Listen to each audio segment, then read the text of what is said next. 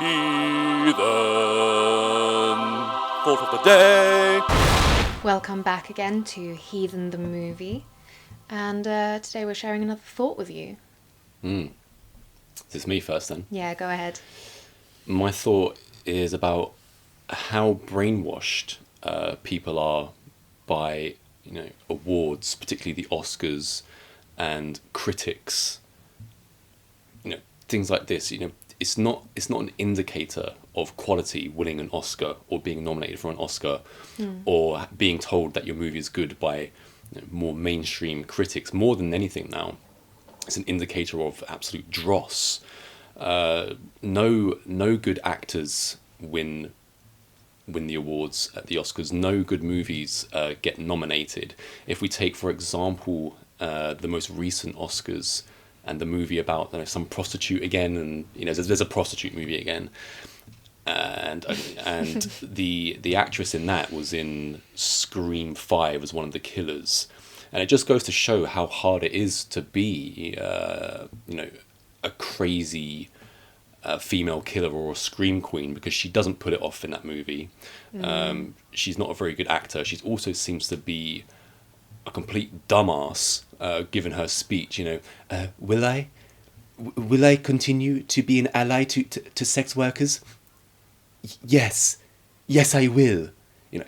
Get fucked, you silly cow.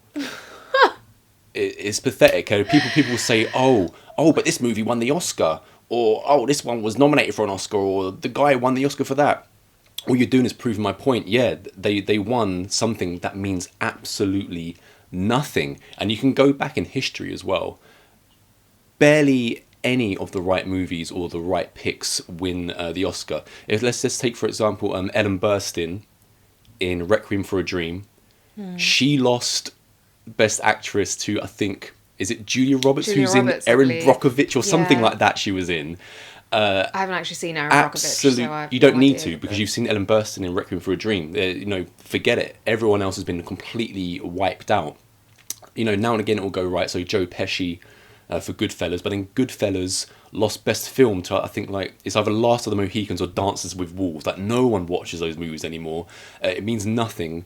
It's just because it was about natives. The Oscars think, oh, we've got to give the Oscar to them because there's too many swear words in Goodfellas, and someone gets his head cracked in by a gun, stuff like this. So anytime people come at you, also the movie Predator, right? So the original Predator with Arnie, absolute classic. Everybody loves that movie. Was hated by critics because, again, the critics know nothing. And the latest Predator movie, the Disney Predator movie, Prey, was praised through the roof. And I was like, oh my god, this is the best Predator movie since Predator. No, it's an absolute piece of crap. It's just a piece of crap. Let's just call it honestly now. Prey is Disney's attempt at doing Predator, so it's going to be crap because it's Disney doing it. And I'm quite certain that Alien Romulus, which we haven't watched yet, but we will just be the Prey version of Alien. It's gonna be. Disney can't even handle their own material. Look at recently, Snow White, for instance.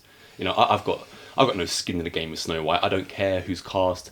I don't care who's in it. I don't care who's directing it. I don't care if it does well or does badly. But it's obvious that they are just screwing up their own stuff. So they shouldn't be taking on things like Predator, because what do they know? What your thought is, essentially, because I was going to say, I agree that it's really easy for people to be influenced by other people's opinions. People don't think for themselves. And to be fair, to a certain extent, I can understand if everyone around you is telling you, no, that's blue, that's blue, that's blue, and you're like, I thought it was red, but okay, maybe it is blue. I'm not that guy. No, you're not. But I do understand it. But I feel like sometimes you've got to really just make your own opinion and then stick by it. Because again, when you bring up Snow White, everyone knows the story, and it's got 7 dwarves. Snow White and the 7 dwarves. That's literally the full title, isn't it? And one person complained, so Disney backtracked and yeah, you're right. We can't have the dwarves. They've got to be something else. Or we talk about Tyrion. Yeah. Yeah, because we almost bow down to Tyrion because of course he's king of the little people. And whatever he says goes. And then apparently, just putting people out of work. They backtracked again, and so I think in the final one there are dwarves, but either way I'm like, someone needs to make a decision, and the thing is, they're kind of opinions as well, and people have different opinions. So just make one and stick by it. You know, mainstream critics have never held any weight with me anyway. Even as a child, I'd see, oh, they said this is rubbish. I thought it was great, and that also includes music. It was more music kind of criticism that I'd read when I was growing up. And as an example, right, Q magazine. Oh, the great Q magazine. They gave Stone Temple Pilots' debut album Core 1 star out of 5. So clearly, they know zilch. They know nothing. They did the same thing with the second album as well. I think they gave like 2 out of 5. And then in retrospect, like 25 years later, like, oh, actually, yeah, it's pretty good. Just give it 3.5. It's not 3.5 either. If you want to put like numbers on it, it's a 5.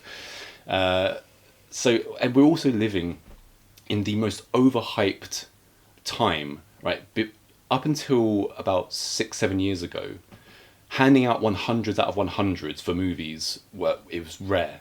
It was so rare, you'd barely ever see it. You know, The Godfather Part 2 might get it. Yeah, but I feel like everyone's being paid off nowadays. Exactly. Everyone now, hundreds out of 100s, 10 out of 10s are being handed out willy-nilly. Oh, this is a cinematic masterpiece. This is that and the other. I'm yet to see anything even close to, you know, even 50 out of 100, if that's the way they want to aggregate it.